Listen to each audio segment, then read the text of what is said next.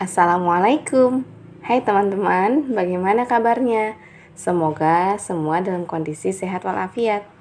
Baik, pada video beberapa bulan yang lalu, lama sekali kita tak jumpa. Kita sudah berbicara tentang bagaimana cara menstabilkan jumlah kepemilikan kita, yaitu dengan konsisten menyeimbangkan barang masuk dan barang keluar. Caranya adalah membuang barang lama yang setara dengan barang baru. Keren ya, sekarang kita tidak perlu khawatir lagi akan mengalami kemunduran dalam proses ini. Dengan menerapkan sistem itu, setiap barang yang kita keluarkan akan membawa kita lebih dekat pada tujuan kita untuk hidup secara minimalis. Namun, untuk benar-benar membuat kemajuan besar, kita pun harus meningkatkan lagi upaya kita membereskan barang ke tahap yang lebih tinggi. Merampingkan jumlah barang bukan sekadar membuang beberapa barang, justru sebaliknya. Proses ini memang dibuat untuk mengiringi kita mencapai taraf tertinggi kehidupan minimalis, yaitu memiliki barang dalam jumlah yang cukup sesuai dengan kebutuhan, tak lebih dari itu. Jadi, saat melihat barang di kamar, lemari, atau laci, hanya ada satu misi, yaitu kurangi. Kondisi ideal yang ingin kita tuju adalah memangkas semua kepemilikan kita hingga hanya mempunyai yang paling diperlukan. Jangan membayangkan diri kita tinggal di tenda atau tidur di lantai ya. Izinkan saya menjelaskan. Makna barang-barang dasar berbeda bagi setiap orang. Seorang minimalis yang tinggal di kapal mungkin bisa memenuhi kebutuhan pangannya dengan hanya sebuah panci. Namun, bagi sebagian besar dari kita yang tinggal dengan dapur lengkap, kita mungkin memerlukan microwave, tungku pizza, alat penanak nasi, teflon, dan lain sebagainya. Sementara itu, peralatan menyelam yang bagi seseorang merupakan kebutuhan utama akan dianggap sebagai sesuatu yang tidak penting juga untuk sebagian yang lain. Jadi, kebutuhan esensial setiap orang ditentukan oleh beberapa faktor, yaitu usia, gender, pekerjaan, hobi, cuaca, budaya, keluarga, teman, dan lain sebagainya. Seorang minimalis yang bekerja di korporat akan memandang jas dan sepatu cantik sebagai kebutuhan penting. Sementara mereka yang bekerja dari rumah memiliki kebutuhan pakaian yang berbeda, mungkin lebih sedikit atau lebih penting daster. Orang tua dengan anak usia balita memiliki daftar kebutuhan yang berbeda dengan seorang lajang yang tinggal sendiri. Keperluan pecinta buku dengan penggila olahraga juga berbeda. Begitu pula pelajar dengan pensiunan misalnya, atau lelaki dan perempuan. Jadi, tidak ada satu daftar universal yang menentukan barang apa saja yang selayaknya ada di sebuah rumah minimalis. Justru berlawanan dengan anggapan orang kebanyakan. Tidak ada pula satu angka yang spesifik. Tidak masalah jika kita memiliki 50, 500, atau 5.000 barang. Yang terpenting, barang itu cukup dan tidak berlebihan bagi kita. Kitalah yang harus menentukan daftar kita sendiri, lalu menyesuaikannya dengan kepemilikan kita saat ini. Dengan begitu, langkah pada tahap ini bertujuan mengurangi jumlah barang kita hingga ke tingkat yang paling optimal bagi diri kita sendiri. Setiap kali kita mengambil suatu barang, berhenti dulu dan pikirkan apakah barang-barang itu benar-benar dibutuhkan, ataukah hidup kita akan berjalan seperti biasa tanpanya.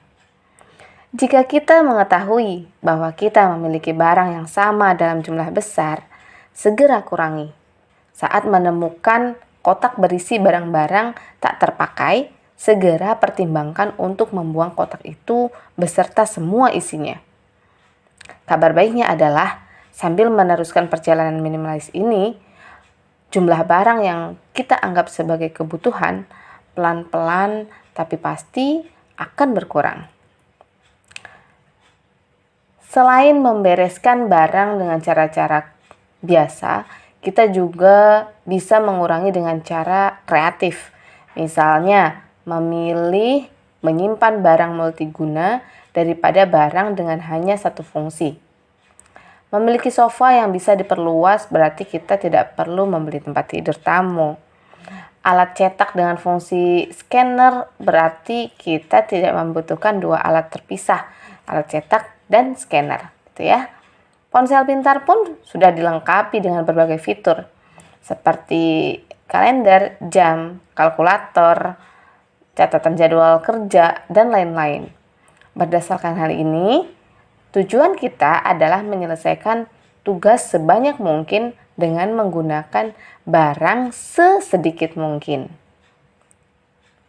Menggunakan prinsip yang lama, kita pun dapat memilih menyimpan barang yang bisa digunakan dalam banyak kesempatan, alih-alih hanya dimanfaatkan pada situasi khusus. Misalnya, wajan berukuran agak besar memiliki fungsi sama dengan wajan yang lebih kecil. Begitu juga sepatu hak warna hitam cocok dipadankan dengan pakaian kerja dan casual sehingga praktis sebagai pelengkap lemari pakaian kita.